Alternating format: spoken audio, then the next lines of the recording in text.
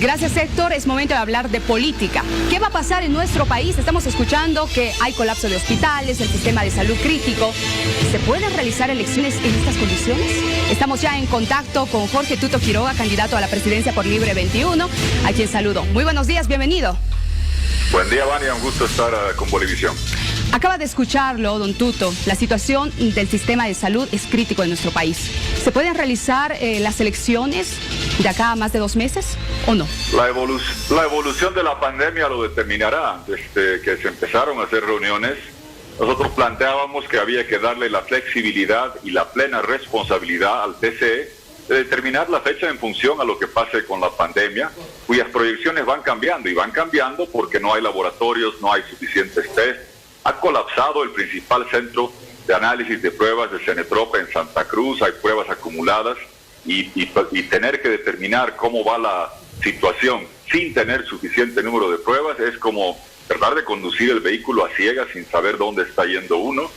Lo que pasa es angustiante para la gente, lo comprendo, y por eso hay que entender que ya estamos en la cuarta fecha, que era de 20 de octubre a 3 de mayo, se impuso 2 de agosto por el capricho del MAS, se retornó a lo que se había acordado en abril, que era 6 de septiembre, y dependerá de la evolución de la pandemia. He planteado que el 15 de julio, antes de que arranque el cronograma electoral otra vez, el 23, 22 de julio, donde ya decenas de miles, centenares de miles de jurados van a tener que ir, no por Skype o por Zoom, sino en persona a prepararse y capacitarse antes que ellos arriesguen la vida, con la certeza de que tengamos observación internacional, que hay buenos protocolos de bioseguridad, que el TCE, Ejecutivo, Legislativo, alianzas, expertos sanitarios, se haga una reunión para evaluar la viabilidad del cronograma electoral.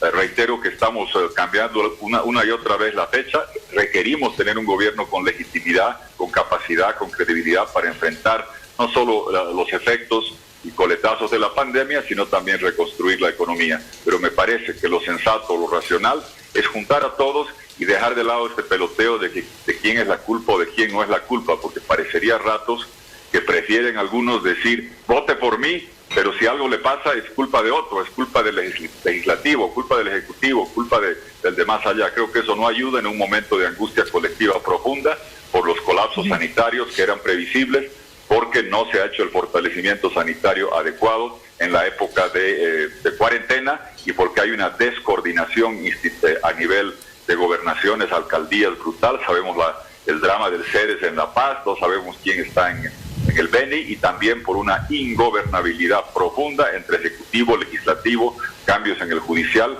que ese panorama no ayuda para nada a enfrentar la pandemia y a dar respuestas económicas a un país extremadamente angustiado. Don Tuto, de replantearse esta fecha, como usted señala, que se podría dar ante esta situación, ¿de quién será la decisión? ¿Del Tribunal Supremo Electoral o nuevamente tendrá que ir en consulta al Legislativo? Bueno, ahora claramente se optó por el camino de la ley. Yo reitero, Vania, en abril, en 2 reuniones en abril, perdón, y después siempre sostuve que lo mejor, como no tenemos datos o certidumbre sobre lo que va a pasar, es dar la flexibilidad con la plena responsabilidad a que el Tribunal Supremo Electoral, que es el árbitro, fije la fecha adecuada y correcta. Otros exigían una fecha de referencia en base a las proyecciones de abril. 6 de septiembre parecía ser una fecha buena, pero sabemos que las proyecciones cambian. Tristemente, este gobierno, cada ministro de salud tiene 1 o 2 proyecciones. Lo comprendo, no por eso lo voy a sindicar de prorroguistas, porque la situación también evoluciona y cambia, y porque no tenemos desde marzo, que hablábamos y reclamábamos, incluso contigo alguna vez hablamos de esto, sobre la falta de pruebas y laboratorios que están colapsando. Es muy difícil prever la evolución si no se tiene testeo masivo. Fíjate que hay cifras o están apareciendo fallecidos que ni siquiera se les hace la prueba del coronavirus. Fíjate que en el rastrillaje en Santa Cruz aparece un número de sospechosos que es más grande que el de los que ya están confirmados contagiados. ¿Por qué? Porque se está esperando que venga la persona ya en mala situación a hacerse el examen en lugar de activamente testear, rastrear y aislar, que es lo que se está haciendo en otros países. Entonces recuerda, el ministro Cruz decía que a fines de abril o mayo, el ministro Navajas decía que fines de mayo o junio, las actuales autoridades de salud dijeron que a fines de julio el pico. Después ahora dicen que es 13 de septiembre. Y claro, la gente tiene dudas porque ven que la fecha cambia, porque no hay pruebas, o la duda también legítima de que parecería que se ajusta la fecha en función a la posición del Ejecutivo. Y reitero, el Ejecutivo había vetado la fecha de 2 de agosto, exigiendo retornar al 6 de septiembre. Después cambiaron de posición y argumentaron con esta posición de que sí la promulgo, pero la observo, que no existe jurídicamente un Ejecutivo o promulga, o la observa, o activa un recurso ante el Tribunal Constitucional. Pero es parte de lo preocupante, Vania, de que estamos en un momento de ingobernabilidad. No hay ascensos militares, no se aprueban los créditos, se requiere ayuda sanitaria, se requiere oxígeno económico para preservar empleos, y estamos en absoluta ingobernabilidad. Yo he exhortado y voy a seguir haciendo y llamando y conversando a la Iglesia Católica, a Naciones Unidas, Unión Europea, actores internacionales que nos puedan ayudar a encontrar un espacio de concertación mínima, imprescindible el concurso del Ejecutivo Legislativo, que en lugar de enjuiciarse todos los días y bloquearse todos los días, deberían pensar más en la gente, porque en esta batalla del MAS en el Legislativo y demócratas en el Ejecutivo, no va a ganar ninguno de los dos. Va a perder Bolivia, va a ganar el coronavirus, va a perder la salud del pueblo boliviano y se va a ver gravemente afectada la economía si no recuperamos un mínimo de entendimiento para una serie de temas para dar respuesta sanitaria y económica, incluyendo también entre los temas la cuestión electoral. Ahora, don Tuto, si bien hay una norma que define una fecha, ¿pero usted considera que todavía hay incertidumbre? Le pregunto esto porque, le digo, hay una fecha ya establecida de acuerdo a la ley, pero ¿usted considera que todavía existe incertidumbre? Porque al final no se sabe qué puede pasar, se puede replantear la fecha. Incluso la gente tiene miedo de ir a votar, dicen que no van a hacerlo, muchos han asegurado esto. Sí, Vania, justamente yo comprendo porque, a ver, se ha hecho una comparación que es como hacer un trámite bancario. Yo discrepo. El día de la elección, el tema de la cola se puede asemejar a un trámite bancario.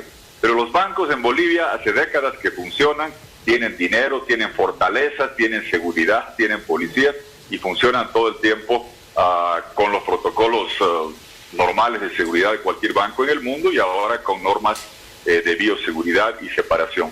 No olvidemos que aquí no es un tema de los candidatos y va más allá incluso del día del sufragio y estar en cola a votar. 45 días antes, cerca de 180,000, 190,000 ciudadanos tienen que ir a hacer la capacitación como jurados electorales. Eso va a arrancar otra vez el 23 de julio. Por eso ratifico, Vania, lo que propongo. El 15 de julio, sin echarse la culpa el uno al otro, Tribunal Electoral, Ejecutivo, Legislativo, organizaciones internacionales, porque, ojo, la elección para ser legítima, que es imprescindible para regenerar la democracia, requiere participación masiva, jurados que estén capacitados, formados, y a diferencia del banco hay que empezar con 45 días antes en colegios, no es en fortalezas bancarias.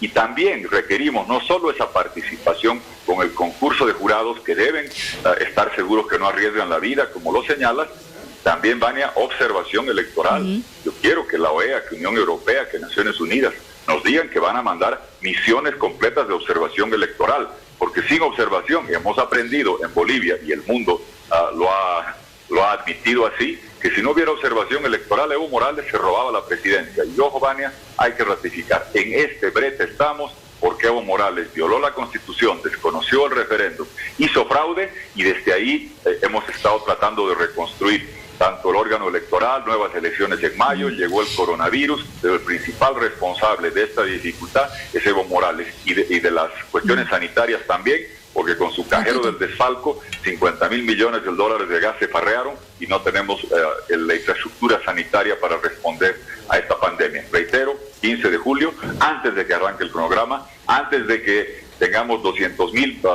bolivianos convocados a ser jurados, hagamos una evaluación seria de esta viabilidad con todas las partes, sin echarse culpas, pensando en que requerimos cuidar a la gente y requerimos regenerar la democracia con elección legítima, que solo lo será con participación masiva, sin arriesgar vidas y con observación electoral acreditada desde fuera.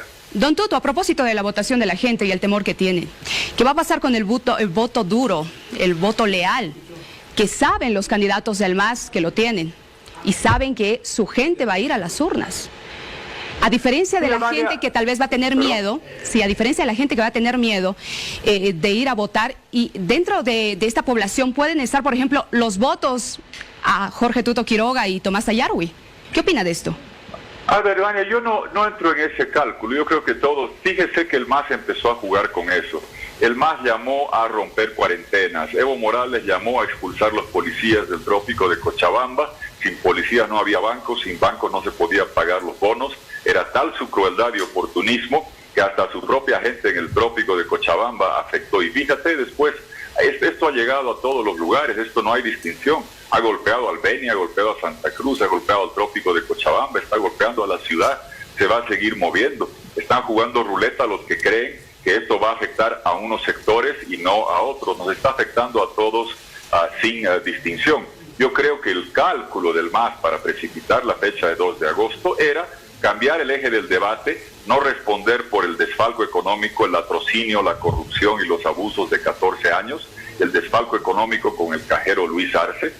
Por eso estaban buscando hacer esto. Seguramente piensan que no va a haber observación, y tú sabes que sin observación Evo Morales hubiera robado la presidencia, creyendo que otra vez van a intentar hacer el fraude caligráfico rural. Por eso se tiene que asegurar que votemos sin hacer estos análisis. Yo la verdad no quisiera caer en eso, porque para mí todos somos bolivianos. Yo no creo en última instancia de que podamos predecir en qué regiones que son más afectas o menos al MAS. Fíjate que para septiembre, como el Beni está siendo tan duramente golpeado, quizás ya el Beni esté más tranquilo que lo que puede ser La Paz o Oruro por la evolución de la pandemia, que es así. Entonces, en esa clase de predicciones que son una suerte de ruleta, creo que no construye. Hay que tener seguridad y sanidad para todos los bolivianos, sin distinción, para que la elección nos dé la máxima legitimidad, porque tiene participación, porque tiene observación.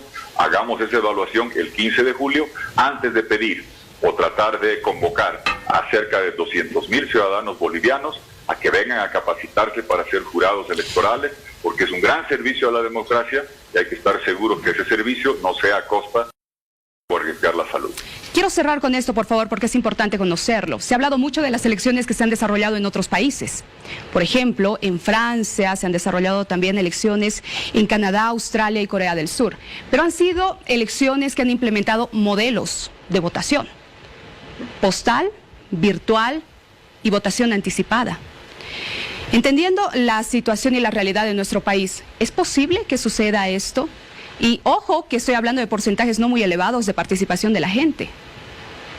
A ver, Vania, no es comparable en países que tienen votación postal o electrónica. En muchos lugares de otros países tú votas por correo. Acá no, es presencial, es en el colegio electoral, y eso no se va a modificar, ni se podría modificar.